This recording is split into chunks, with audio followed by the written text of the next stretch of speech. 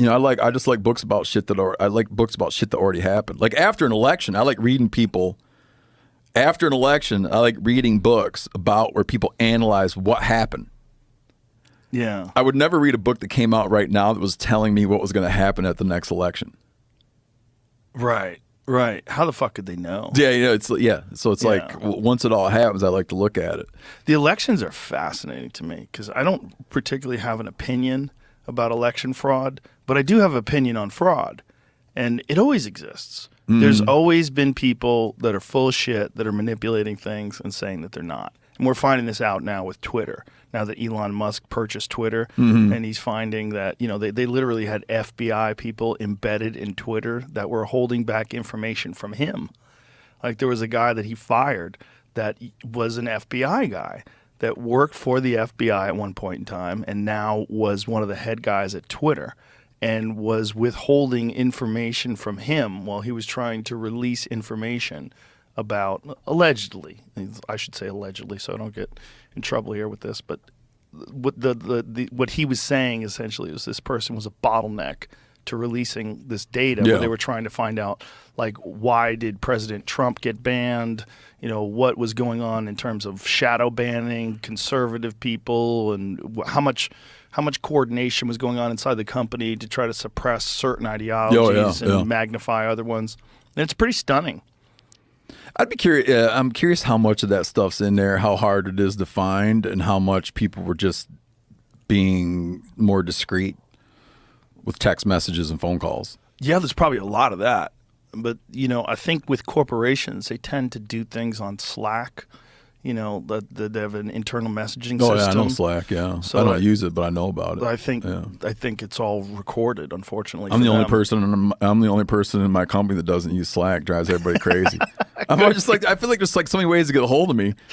I need like a fourth one. Yeah. Like you email me, you call me, you text me, now I got to have another one. Knock on your door. I didn't even count that. Yeah. It's like, holy shit, If man. I ever get to the point where this podcast has Slack, I'm going to sell it. You and Jamie can Slack all day. I'm going to sell it to AI. Because they can already they did an AI interview with me and Steve Jobs. I never met Steve Jobs.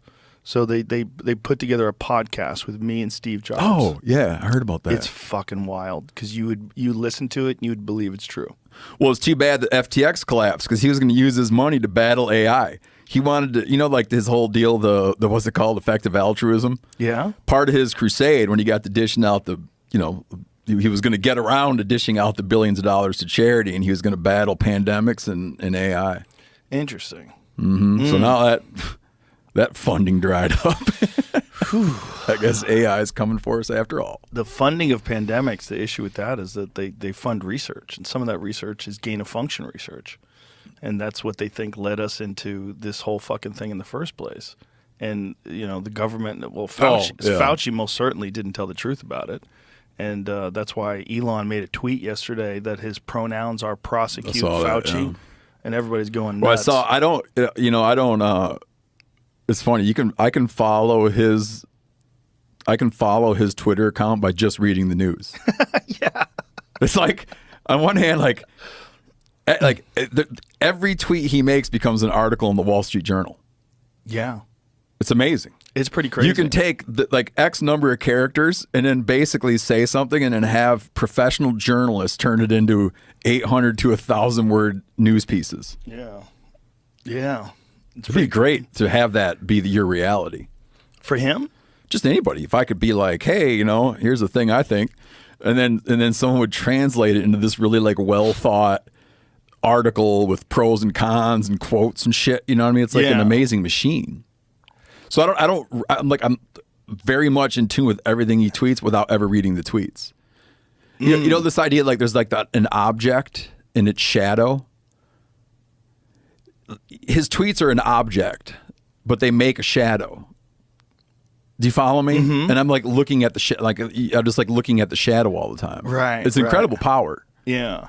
To have. It's also an industry, right? Because these people need things to write about, and all you have to do is just you always have resource. You just go to his shit and immediately you can write a story. Yeah.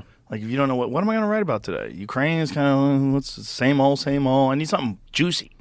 I've had that happen a couple times, and I had it happen recently where I went duck hunting with Co Wetzel, who's a musician, and so I had a thing on Instagram where I was with Co, and he had a thing on Instagram, and then the next day we saw a big article about our having hunted as though there was someone that was there. It was like a reported piece based off pictures and the captions. Whoa. And they wrote like a reported piece. I mean, this has happened to you 10 times a day. Oh, yeah, it happens a lot. So Yeah, I hear about things, and I don't read anything about me, but I hear about things from other people. Like, what's going on with that thing? You know, what are you talking about? Like, yeah, I read an article that, people are upset because of this and that. And I'm like, oh. I'm a sucker for Joe Rogan stories. And because I know you, people send them to me. It's so strange. It's a strange time. Oh, I feel bad. I don't know. Maybe that's not the word, man. I feel bad. Is it bad? I don't know. Maybe I feel bad for you the way that shit happens.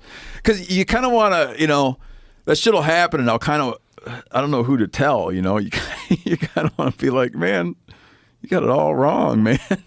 Well, you don't know who to talk to. Well, it's weird because on one hand, it strengthens the group of people that know me and know the podcast and listen to the podcast. But you get all these people that just get like a soundbite or get an article or the title of the article. And look, I'm guilty of that. I read titles of articles and then I send them to my wife all the time. She's like, did you read it?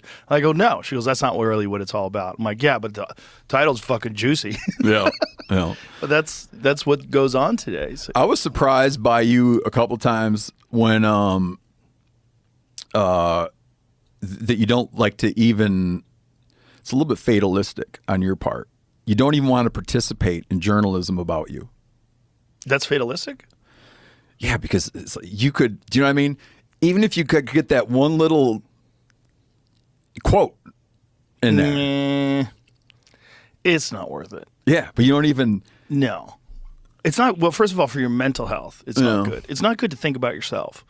I don't think that's very healthy. Certainly, it's not good to think about other people's opinions of yourself. I think that you're farming off your own opinions to other folks and letting them decide. Yeah, but to have and I'll use the word, when I use the word credentialed, I don't mean flawless, but I mean like a somewhat vetted news organization is prepared. Okay.